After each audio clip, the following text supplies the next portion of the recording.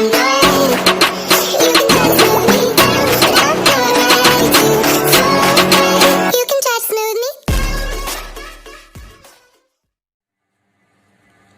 Student, आज हम class 12th में चैप्टर नंबर 3 स्टार्ट कर रहे हैं, जो कि है हमारा मैट्रिक्स। सबसे पहले हम बात करते हैं कि what is the matrix. Matrix होता क्या है। देखो इधर, it is a rectangular arrangement. It is a rectangular arrangement of real number whose value can not be find, जिसकी वैल्यू हम क्या कर सकते हैं, कभी भी फाइंड नहीं कर सकते। क्या बोला हमने कि जो मैट्रिक्स है वो क्या है, आपका एक रेक्टेंगुलर अरेंजमेंट होता है। किसका? रियल नंबर्स का, जिसकी वैल्यू हम कभी भी फाइंड नहीं कर सकते। ठीक है, बात क्लियर हुई।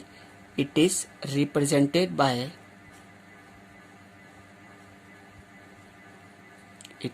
रिप्रेजेंटेड बाय है ना, कैपिटल बॉक्स या फिर स्मॉल बॉक्स है।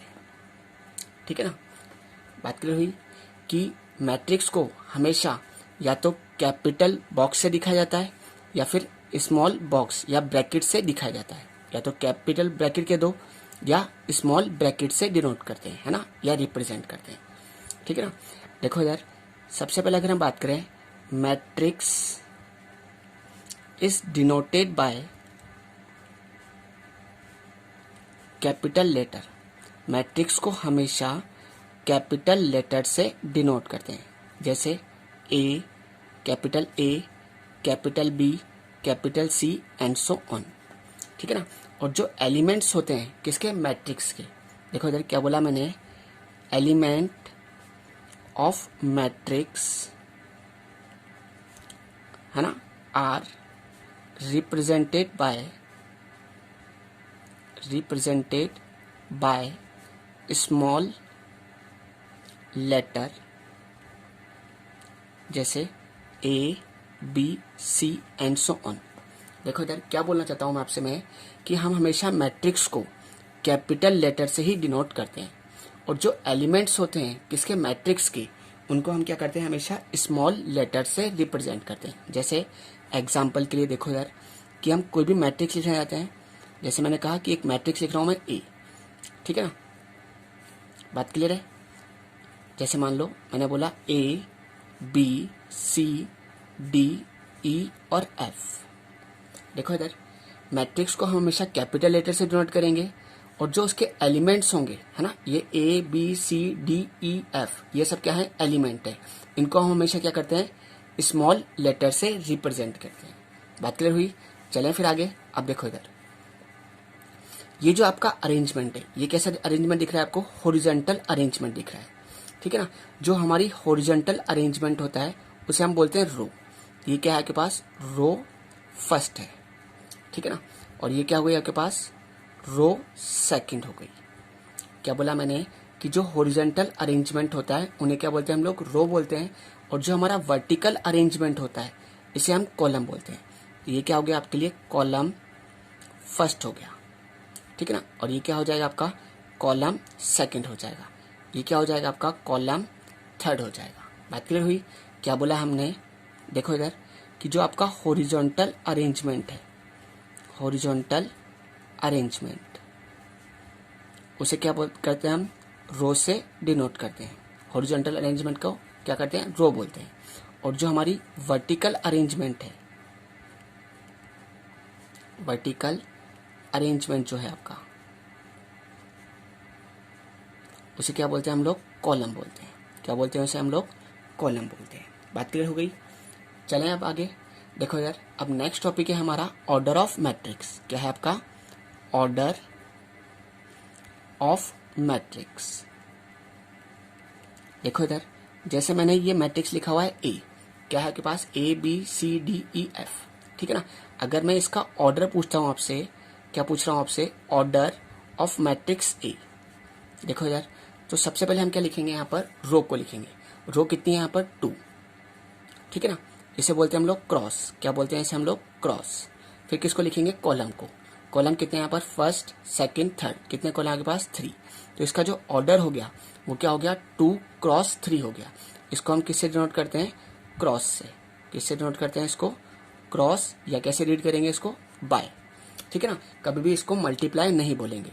ठीक है, अगर आपसे कोई पूछता है कि इस मैट्रिक्स का ऑर्डर कितना है तो आप क्या बोलोगे? 2 क्रॉस 3। कितना है इस मैट्रिक्स का ऑर्डर? 2 क्रॉस 3 है। या आप ऐसे भी बोल सकते हो कि जो कार्टेशियन प्रोडक्ट है, क्या बोला मैंने? Cartesian product of number of row and number of column is called order of matrix. ठीक है ना, आप चाहो तो मैं लिखवा भी देता हूं आपको। क्या बोला हमने?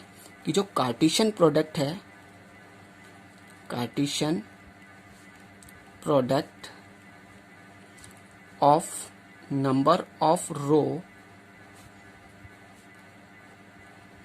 And column is called order of matrix। ठीक है, जैसे एक और एग्जांपल ले लेते हैं। जैसे मैंने कहा एक मैट्रिक्स दे रखा है B, 1 2 3 4 5 और 6। ठीक है ना, मैंने पूछा इस मैट्रिक्स का ऑर्डर क्या है। तो देखो इसमें रो कितनी है। सबसे पहले देखो कितनी रो दिख रही है आपको? ये आपकी फर्स्ट रो हो गई, ये आपकी सेकेंड रो हो गई, ये आपकी थर्ड रो हो गई। ठीक है ना, कॉलम कितने दिख रहे हैं आपको? 2 कॉलम दिख रहे हैं। देखो ये कॉलम फर्स्ट और कॉलम सेकंड। मैंने आपसे पूछा था कि इस मैट्रिक्स बी का ऑर्डर क्या है, तो आप ऑर्डर लिखना चाहते हो किसका? मैट्रिक्स बी का। तो सबसे पहले हम क्या लिखते हैं? रो को लिखते हैं। तो रो कितनी यहाँ पर? 3 है। कॉलम कितने यहाँ पर? 2। तो क्या बोलेंगे? 3 क्रॉस 2। तो इसका ऑर्डर कितना हो गया मैट्रिक्स बी का? 3 क्रॉस 2 हो गया। ठीक है ना, बात क्लियर है। अब देखो इसी के आगे चलते हैं हम लोग। अगर मैंने पूछा आपसे, नेक्स्ट टॉपिक है हमारा इसी के अंदर, नंबर ऑफ एलिमेंट। क्या पूछ रहा हूं मैं? Number of element in A matrix. देखो इधर मुझे क्या बताना है? नंबर ऑफ एलिमेंट बताने हैं। देखो इधर, जैसे मैंने पूछा कि नंबर ऑफ एलिमेंट कितने हैं मैट्रिक्स बी के अंदर, तो देखो सबसे बढ़िया तरीका होता है आपके पास कि नंबर ऑफ रो को, है ना, अगर हम नंबर ऑफ कॉलम से मल्टीप्लाई कर दें, ये क्या है आपके लिए? मल्टीप्लाई। ठीक है ना, और ये क्या था आपके लिए? क्रॉस। ठीक है ना, ऑर्डर कैसे बताएंगे? आप कभी भी इसको बता मत देना कि ये मल्टीप्लाई है। ठीक है ना, इसको कैसे रीड करेंगे? 3 क्रॉस 2 या 3/2। ठीक है ना, अगर हम नंबर ऑफ रो को मल्टीप्लाई कर दें किससे? नंबर ऑफ कॉलम से, तो कितना आ जाएंगे पास? 6। तो इसमें कितने एलिमेंट है? 6 एलिमेंट है आपके पास। बात क्लियर हुई? कि अगर आपसे कोई पूछता है कि इस मैट्रिक्स में कितने एलिमेंट है, देखो काउंट कर लो, 1 2 3 4 5 6। तो कितने एलिमेंट है आपके पास? 6 एलिमेंट है। बात क्लियर है? अब नेक्स्ट टॉपिक है हमारा इसी के अंदर, general form of matrix. Next topic क्या है आपका? General form of matrix. देखो इधर, जैसे मैंने कोई भी मैट्रिक्स लिखा है, जैसे मान लो A11, A12, A13 and so on, A1n। ऐसे लिखा A21, A22, A23 and so on, A2n। ऐसे ही A31, A32, A33 and so on, A3n।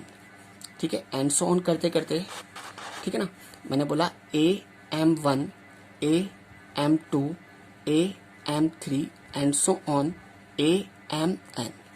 देखो इधर, अगर हम इसकी बात करें, ये जो पहली, अगर हम A11 की बात करें तो ये क्या रिप्रेजेंट कर रहा है? First row first column. ये जो पहला एलिमेंट है वो रो को रिप्रेजेंट कर रहा है, और जो बाद वाला एलिमेंट है वो किसको रिप्रेजेंट कर रहा है? कॉलम को रिप्रेजेंट कर रहा है। अगर मैं बात करूं A12, इसका मतलब क्या हो गया? कि फर्स्ट रो सेकंड कॉलम। अगर मैं बात करूं A13, इसका मतलब क्या हो गया? First row third column.